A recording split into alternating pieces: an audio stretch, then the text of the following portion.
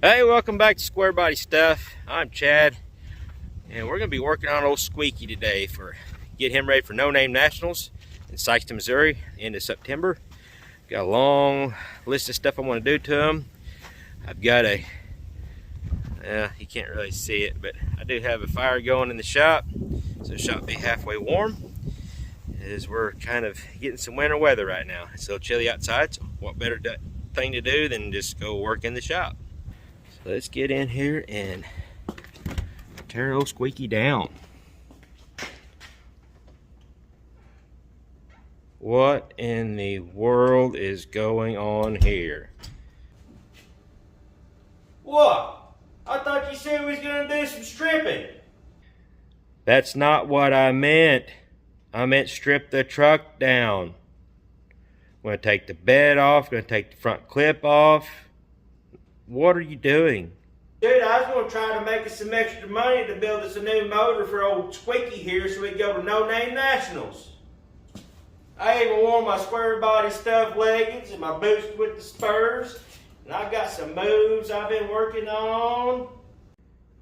Well, you do look lovely, but I don't need this right now. I need to get this truck tore down today, and yeah, I don't need this. So do what you got to do. Get out of here. Fine. If you don't want me around, I'll go somewhere where I'm more appreciated. Okay, now we're done with that. Let's tear into old Squeaky. And if you haven't been watching, I'm going to update you on what we got going on. Got my 78 step side, little 305 4-speed, and a spool in the back, 250 shot nitrous. We're going to tear them all down. We're going to get ready for No Name Nationals. It's an event put on by the AHRA. It's going to be at Sykeston, Missouri at Jeffers Motorsports Park. I'll put a link in the description box below so you guys can check out that website for all that. Get your spectator tickets. I think they're a little cheaper now than when they will be at the actual event. The event will be September 31st and October 1st. It'll be a Friday and a Saturday. So go check it out. It's going to be drag racing, car show, bunch of YouTubers. So it's going to be a pretty big deal. I'm excited to go. I got a lot of stuff I want to do to this truck. I'm going to take the bed off of him. I got another rear end I'm going to put in him. I'm going to pull the front clip off just to make it easier to work around stuff, because I'm going to pull the motor out and we're going to do something with that. And of course, before we get into all that mess, I want to ask you, if you like what you see here, hit that subscribe button, give us a thumbs up, share it with your friends, and go check out my Teespring store. Down in the description box below, there'll be a link. It says teespring.com or something like that for my merchandise. You can go pick you out some hoodies, t-shirts, coffee mugs, and some leggings. If you're into wearing leggings, I've got some Squarebody stuff leggings. So go check that out, pick you up something. I think you might like what you see there. There's several different designs. Keeping with the budget theme, I've got some parts I picked up.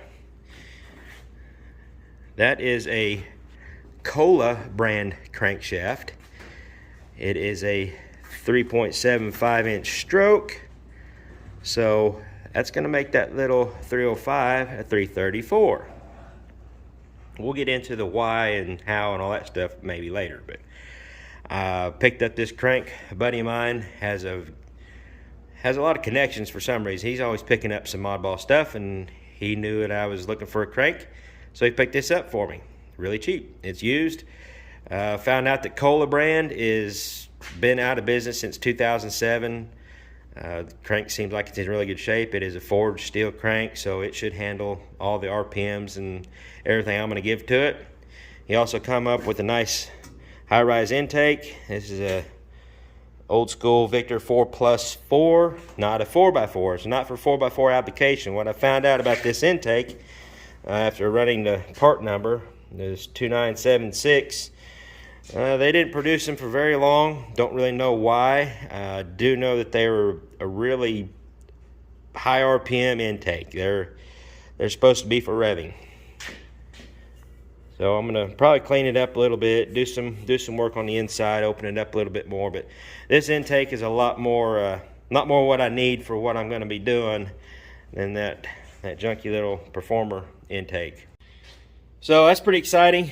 Got some used parts, because I'm not afraid to use used parts. Hopefully they're okay. I kind of done a little bit checking out on the crankshaft. All the journals look good, so we should be able to use it. Intake looks fine.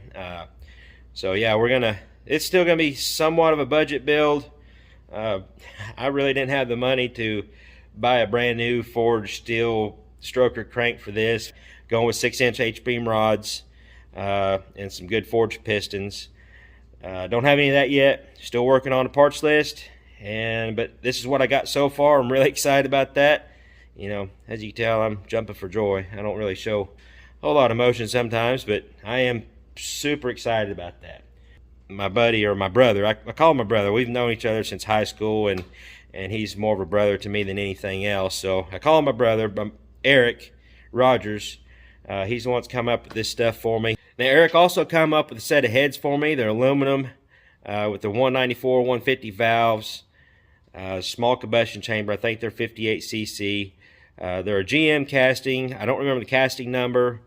I think he said they're like the L98. I think that's the right number. But for the TPI, late 80s TPI 350s and the Camaros and Corvettes and stuff. So they're not the best heads, but they're cheap and they're good. He's going to surface them for me. He's got, you know, new valves. They're going to be pretty well set up. Got them for the right price to go along with his budget I've got, which is pretty small. But we're just going to have fun with this. More on that later. Let's get to tearing old Squeaky apart so we can get some more work done to him.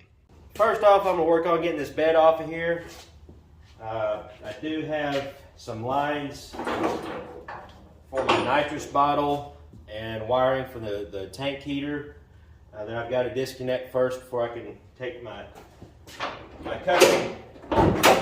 custom wood floor out of here. Got to take that out. I'm going to leave the boxes in because that'll give me some place to put some 2x4s underneath there to pick it up with the tractor forks and get it off the truck.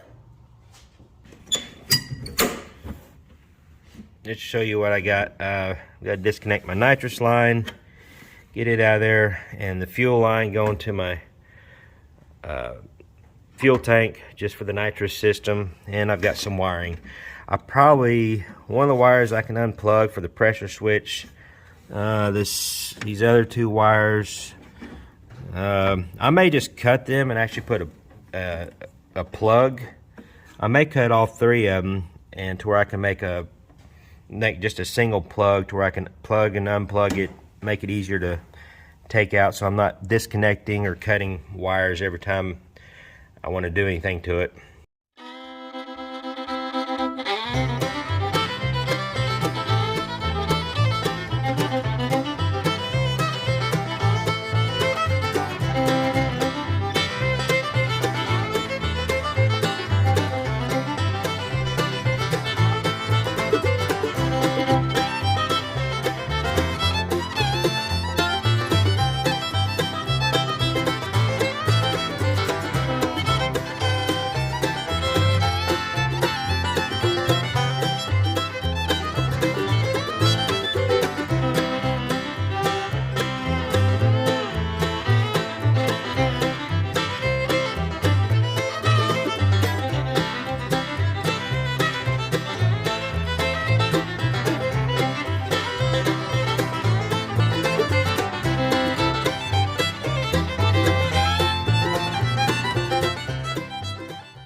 All I got to do now is I think I'm just going to use some 2x4s or find something to put underneath those toolboxes and get the tractor out, back the truck out in the yard, and stick the forks in there, and then pick the bed up with this roll pan that's got on it.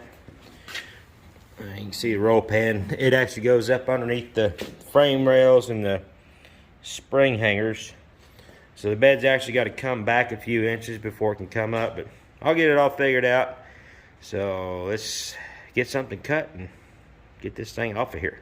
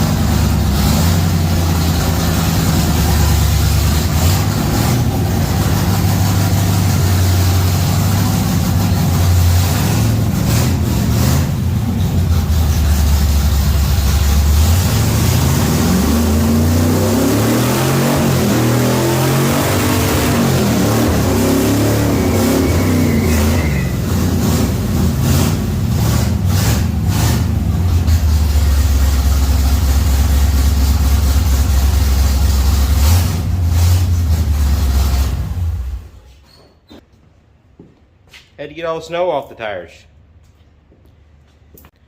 Now I'm going to take a little break and warm up. Get some heat back in the shop because I was an idiot and left the door open that whole time. And let all the heat out of the shop. So the thermometer says it's 43-ish in here. Not horrible, but I'm kind of a weenie anymore. I'm getting old. So I'm going to let the shop warm up. Then we'll get to tearing this front clip off this thing.